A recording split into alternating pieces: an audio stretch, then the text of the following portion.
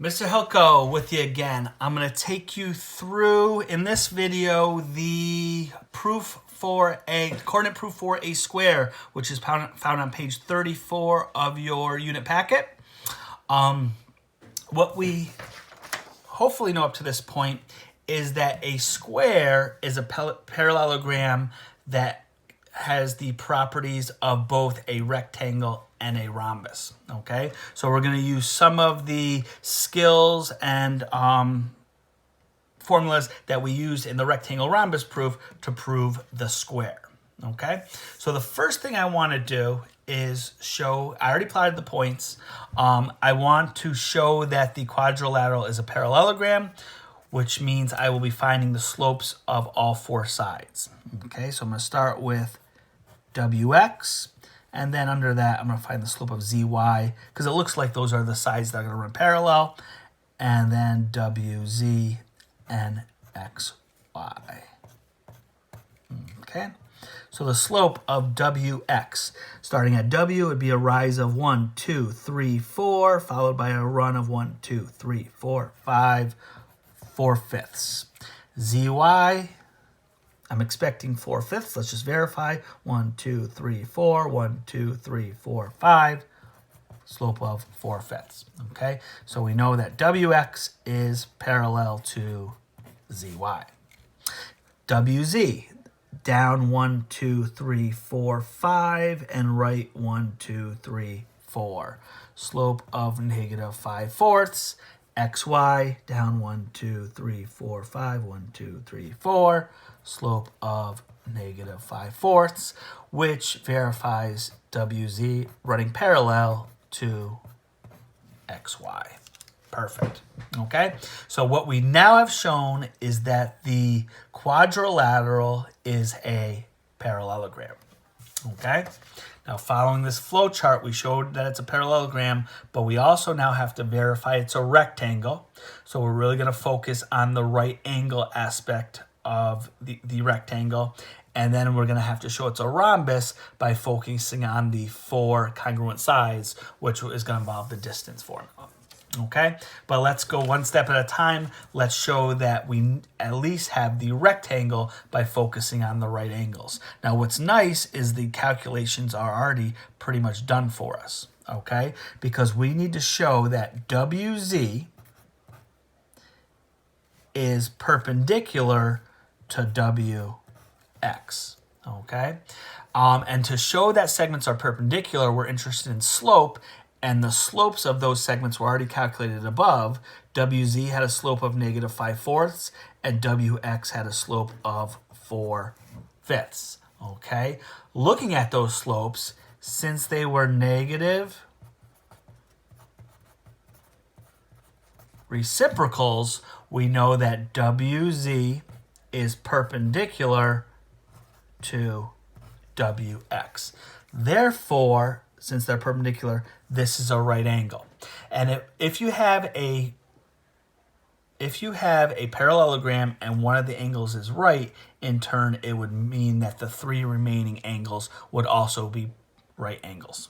Okay, so now we know that the quadrilateral is not only a parallelogram, but is also a rectangle.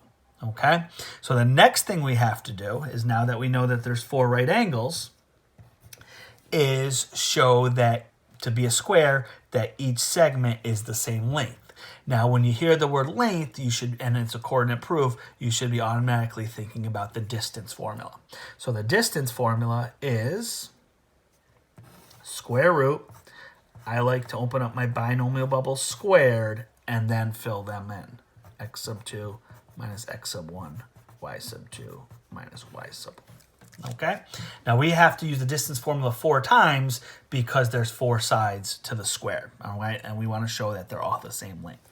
So I'm going to start with WX, and I'm going to work my way around. XY,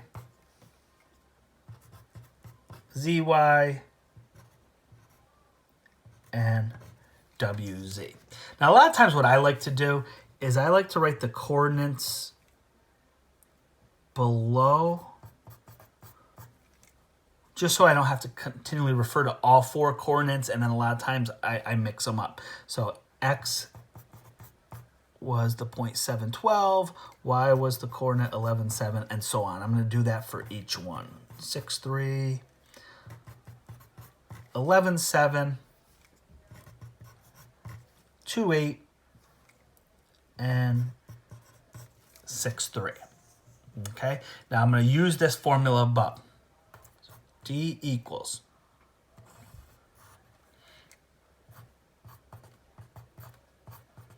subbing in x sub 2 minus x sub 1. It'll be, I'll label the first one x1, y sub 1, x sub 2, y sub 2. So that's how I'd be subbing in. And it would, excuse me, it'd be 7 minus 2.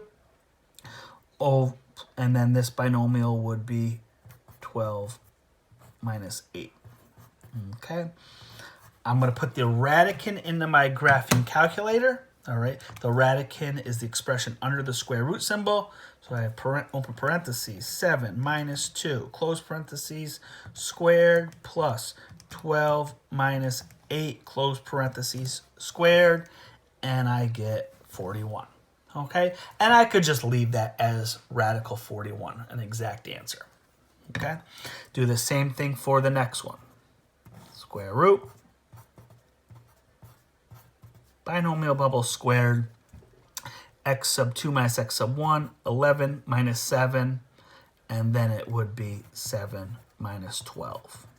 Okay, put that into my graphing calculator, and I'm expecting this to also come out to be radical 41. Perfect. Okay, and 2 more times.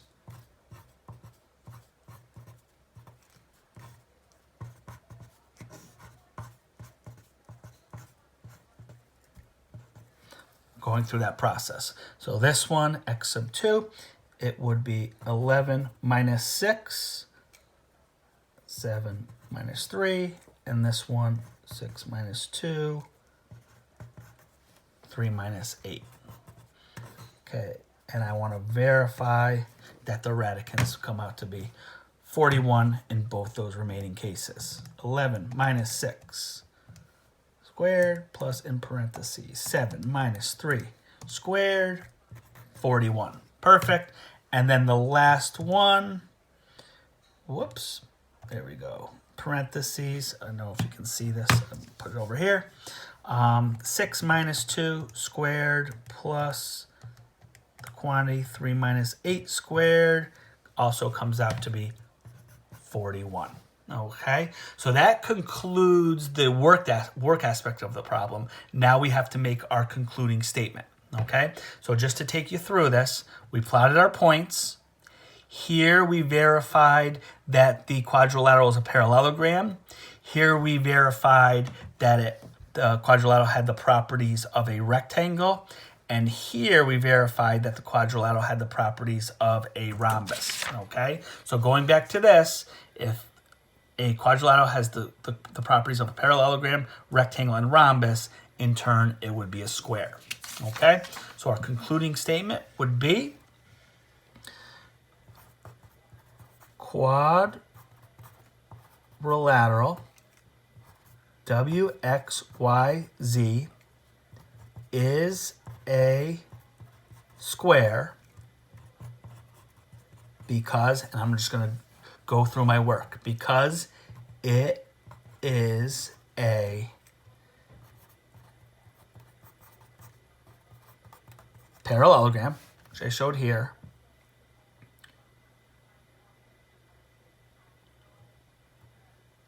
that, I should say, whose sides are perpendicular and